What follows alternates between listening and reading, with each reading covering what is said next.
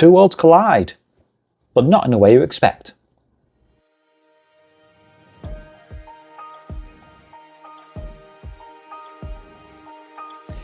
Hello everyone, how are you doing? My name's Stephen J. Holloran from Runcorn Revival Media, and I hope I found you well. Yes, if you recognise my face, I did a lot of work for Unlock Runcorn and also Halton Camera and Autism Wellbeing Project. There's loads of things I'm doing right now, and then if you followed me long enough, for let's say 6 years, you might know I used to do thespian. I used to be a thespian, I used to be an actor. And one of the things I really love doing is reviewing TV shows and films. Moved past that for a little bit because I was doing some presentations and presenting and hosting and more importantly these days, engagement in the community. But I've been brought back into reviewing movies and films.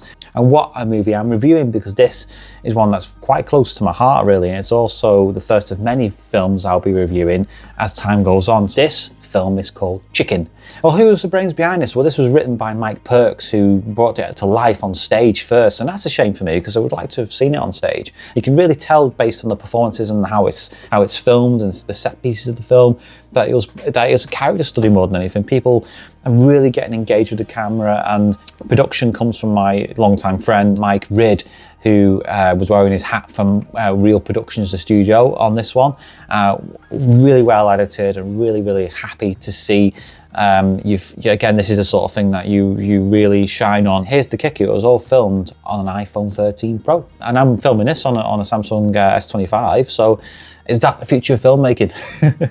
So let's get into it then. I'm going to keep this review spoiler free because I want you to go away and watch it yourself. As I said before, because this is a stage show first, it has a very good theatrical basis. It's grounded in theatre energy, and that's not a bad thing. These actors who play these characters know exactly how to pitch things, and because of that, there's a strong emotional honesty there. And as part of my notes, before I forget, it's also worth mentioning that the stage version of this was nominated for an NODA Award for Best Leading Male in a Drama. So what is it about? Well, Chicken is a character-led story that explores identity, confidence and vulnerability, all wrapped up in a narrative that balances humour, some genuinely weighty moments. Who's this starring then? Well, it stars Ian Grant and Lewis Canning, playing young and older generations. There's a competing ideology here. Both spend the majority of the film learning about each other's perspectives. We did a really great job bouncing off each other. These are big ideas and very emotionally draining ideas. What I really admire about these two performances and the script itself is that this doesn't try and force you to think a certain way. It's presenting ideas from two different points of view, which are very relatable. There's people who I know, there's people who you probably know who talk this way. There's a young person very much more modern in terms of how he approaches his dating and the negative impact that has on him later on, confronted by Ian Grant's character, who is very much older, wiser, but also has got his own insecurities about how he's dealt with his own mistakes in the past and the negative impact it's had on him, and the way they bounce off each other into play is quite something. You don't even feel the runtime based on the performances here. It sort of takes you by surprise by the time you get to that end scene. And again, no spoilers, but the ending of it I think is quite perfect for and quite fitting for each of these characters.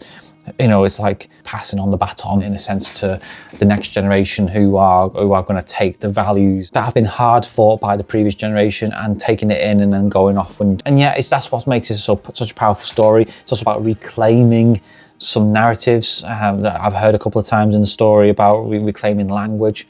This script reminds me of a diary, something where you write down your thoughts and then you express them. You try and make sense of the world. And this is what these both characters are trying to do. So with these competing ideologies, you've got the younger character, Craig, who starts off the story very much like skipping around, very naive, kind of in his own world, bubble, which a lot of young people are in terms of their technology, their way of dating and their way of viewing the world is very much based on that, and the dangers that come with that too, I suppose. And then you've got the older guy, Daniel, who's not in that world. He doesn't get it, he doesn't understand it, and his age puts up a barrier between his actual perception and what is actually happening. So you've got the younger guy, again, quite rightly so, calling him out a few times to say, hang on, just because you fought for something in your life doesn't mean to say that is now what's true now. The challenges move on, they become something more, something bigger. And because each generation has its time and has a challenge to overcome. And what this story does is it really highlights it. It doesn't shy away from highlighting those bigger issues, those little subtle differences, even going as far as to be a bit controversial at times, and especially one scene in particular, which, you know, you don't really see coming at, because at that point, you're sort of comfortable in the characters' skins. The characters are interacting and they're at this level, and suddenly that changes and it makes you quite uncomfortable. You don't really know what to do with that. And that's the beauty of this story. This story does not shy away from the hard-hitting realities of being gay in the modern world. Confronting uncomfortable truths is the moral of this story. I know the design of the poster and that, it's all very colourful, and it has a chicken on it, although I think at the end it gives him a cock by having a chicken. I don't know if that's on purpose. The chicken is something that his dad called the older guy, Daniel.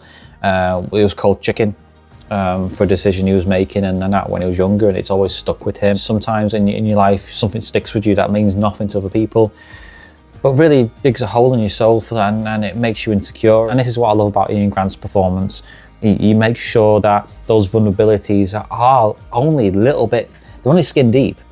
He's not trying to hide his insecurities in some ways, but also he's very sensitive to it too. But the choices made in the acting here really do resonate, because, you know, he is playing a caricature of himself because he doesn't value himself. He doesn't see himself as worth it because he's a chicken. Character Craig is trying to square that and trying to sort of be there for him, but at the same time he's got his own issues too, and they play into the story in a big way towards the end. And before you know it, without giving any spoilers, there's something there which says, right, I get it now. And I value this sort of storytelling, and no wonder the stage play got the award, and it truly deserved it. So if you haven't seen this film yet, I'm sure I'll be putting a link in the description below to this. It's a fantastic film. There's a lot more to it than you think. It's something you sit down with and you study and you enjoy the little nuances in the performances. Many films nowadays are spectacle, style over substance. This is pure United Kingdom grit, and it's not shying away from its morals and its storytelling and its acting and its editing. So well done to all who was in this and who put this together. It was great to watch, and I hope you enjoyed making it as much as I enjoyed watching it. Anyway, love to you, and see you soon.